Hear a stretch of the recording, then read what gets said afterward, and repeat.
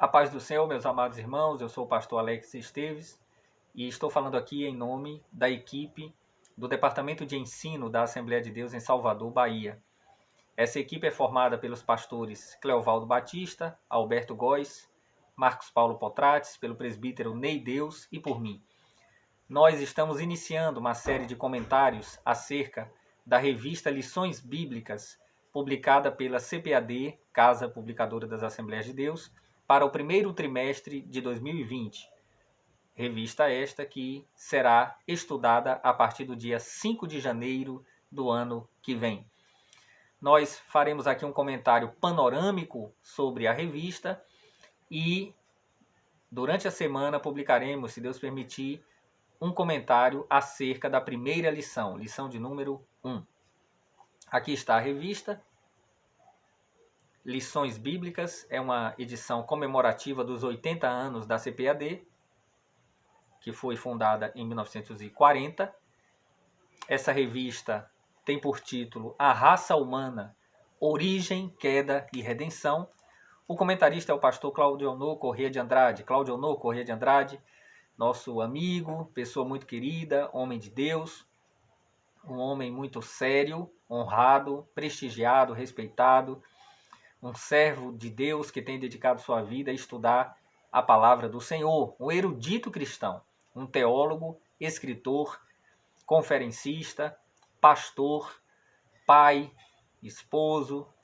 É uma bênção o pastor Claudionor Corrêa de Andrade, muito conhecido da Assembleia de Deus no Brasil. Ele é o consultor teológico e doutrinário da CPAD. E é muito bom termos uma revista comemorativa dos 80 anos da CPAD, escrita por ele. Claro que não é apenas o pastor Claudionor o responsável pela revista, porque existe a parte de auxílio pedagógico, existem inserções na revista que são de responsabilidade de outras pessoas, outros personagens que atuam na CPAD e contribuem para esse trabalho. Mas nós destacamos nesse momento o comentarista por ser ele o autor do texto principal. Nós observamos aqui no título A Raça Humana e no subtítulo Origem, Queda e Redenção, duas coisas muito importantes que serão confirmadas ao longo da revista. A primeira delas é com relação ao título, A Raça Humana. Isso nos remete à doutrina cristã do homem, ou doutrina do homem, ou antropologia cristã. Essa revista vai se dedicar à antropologia cristã, que é uma parte da teologia sistemática. A teologia sistemática, como o próprio nome diz, é um sistema teológico, que é um sistema de estudo teológico que trata de diversas doutrinas, doutrina de Deus, doutrina de Cristo, doutrina do Espírito Santo, doutrina das últimas coisas, doutrina da igreja, doutrina de anjos e demônios. Uma delas é a doutrina do homem. Nós estudaremos a doutrina do homem à luz da Bíblia, principalmente, com o auxílio da Declaração de Fé das Assembleias de Deus no Brasil, publicada em 2017, e de livros autorizados por órgãos da nossa igreja e da nossa editora. Muito bem, nós estamos partindo então para um novo estudo. É importante que nossos alunos tenham uma visão panorâmica e compreendam em que contexto cada lição se situa. Por isso, sempre é muito bom recorrermos ao título não só da lição, mas da revista como um todo. Este é nosso primeiro encontro de professores nessa nova etapa e esperamos que nossos irmãos, professores e coordenadores de Escola Bíblica Dominical na Assembleia de Deus em Salvador tirem bastante proveito desse nosso esforço. Amados irmãos, podemos observar uma outra coisa. Eu falei primeiro da antropologia cristã e a segunda diz respeito à cosmovisão cristã. Veja que existem muitas visões de mundo, muitas cosmovisões. Cosmovisão é a maneira pela qual alguém enxerga o mundo, né? O nome já diz, visão de mundo. É o conjunto de crenças, princípios, valores, preconceitos, tradições, traços culturais, sentimentos que forjam a maneira pela qual alguém enxerga a si mesmo, aos outros e a realidade à sua volta. Dentre as muitas cosmovisões que existem, uma delas é a cosmovisão cristã. e ela é pautada pelas Sagradas Escrituras. A cosmovisão cristã baseia-se exatamente em 3 pilares: criação, queda e redenção, que são aqueles que se encontram mencionados no subtítulo. Criação, queda e redenção. Alguém que professa a fé cristã, alguém que diz que é cristão, evangélico, protestante, precisa compartilhar entendimento dessas doutrinas. Doutrina da criação, doutrina da queda, doutrina da redenção, que são mais do que pontos doutrinários. Formam, constituem a base da maneira pela qual alguém que é cristão enxerga a realidade à sua volta.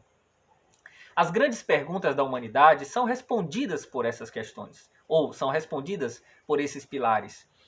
Quando alguém pergunta de onde eu vim, qual o sentido da vida, a resposta está na doutrina da criação, nessa categoria chamada criação.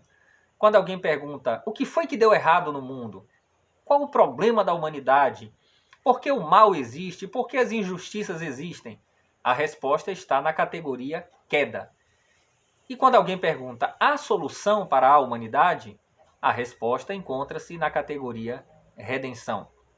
Alguns acrescentam regeneração ou restauração, mas nós podemos inserir esse conceito dentro da categoria redenção. Por isso, a revista é muito feliz ao trazer para as 13 lições um estudo que permite com que o crente confirme seus valores, crenças e princípios de cosmovisão cristã.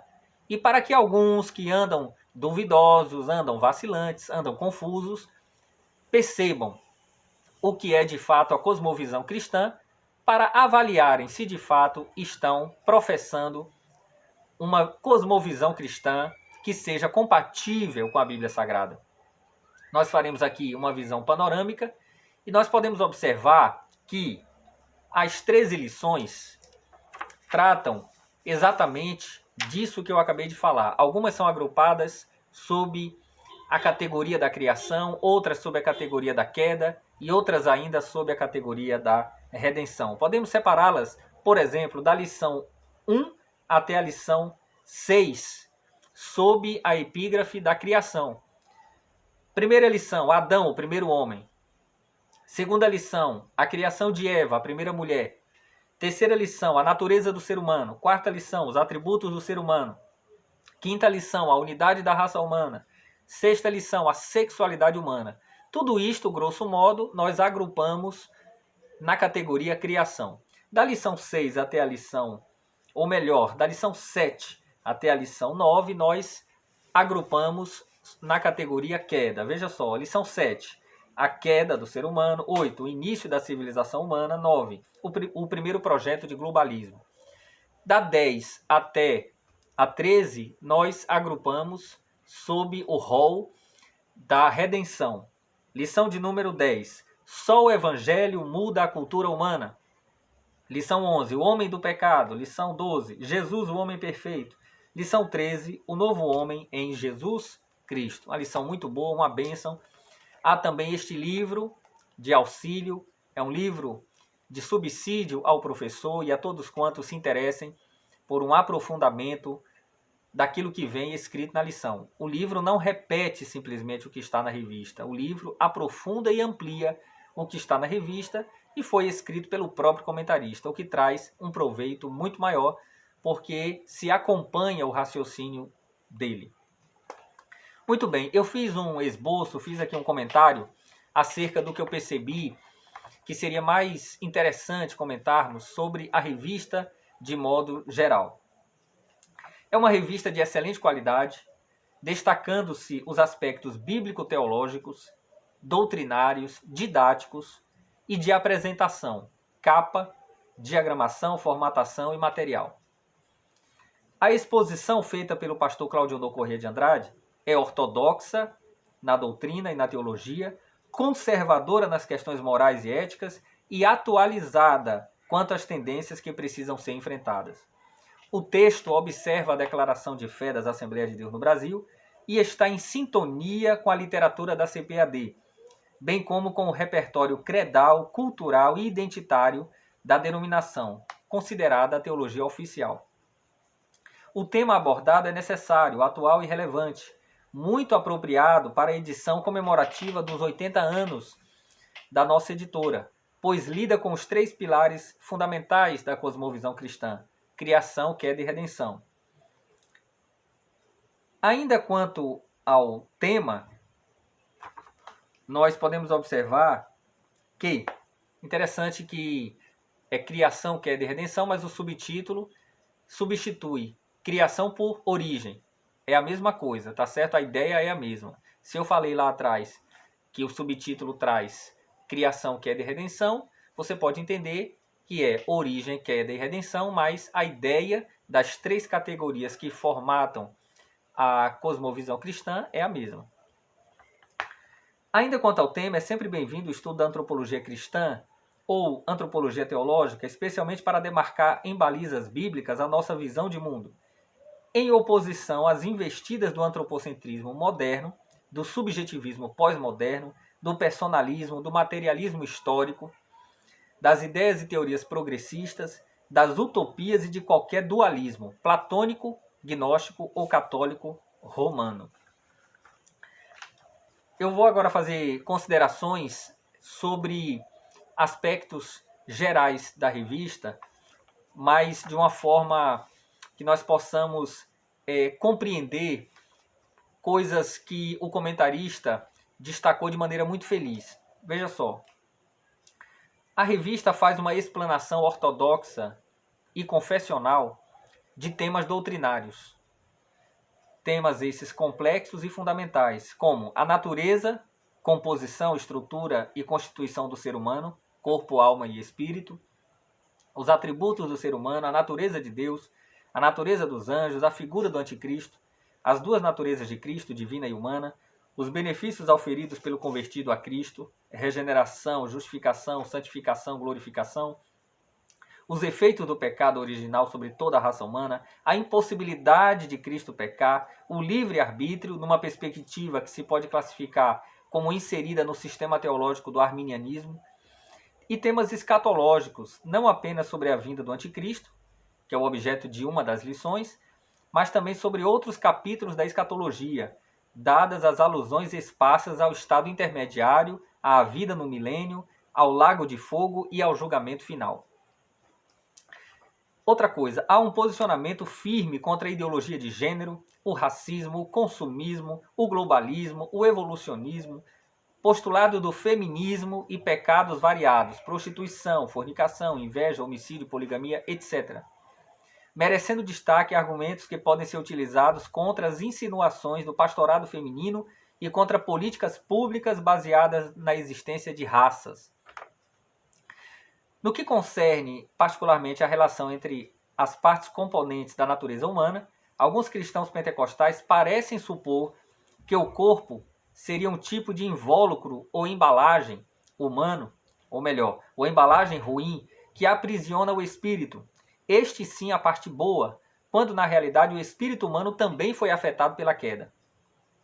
A própria alma é apresentada por alguns como se fosse o componente imaterial adoecido, cabendo ao espírito defender-se das tentações do corpo e da alma. A revista é feliz ao ensinar que o espírito e a alma constituem a parte imaterial e inseparável da natureza humana, cada uma, porém, com faculdades especiais. Não só a alma foi afetada, o espírito também foi afetado pela queda. Quanto ao livre-arbítrio, deve-se observar que muitos assembleanos parecem pensar que temos a mesma condição de Adão antes da queda, como se pudéssemos escolher livremente entre o bem e o mal. Da mesma forma que o próprio Adão. Alguns esboçam pensamentos pelagianos ou semi-pelagianos. A revista, entretanto, é clara ao afirmar mais de uma vez que toda a humanidade foi afetada pelo pecado adâmico e que somente em Cristo podemos ser salvos. Nós fomos atingidos pela depravação total, sendo-nos impossível alcançar ou escolher o bem sem a ajuda de Deus, na pessoa de Cristo, e sob convencimento do Espírito Santo.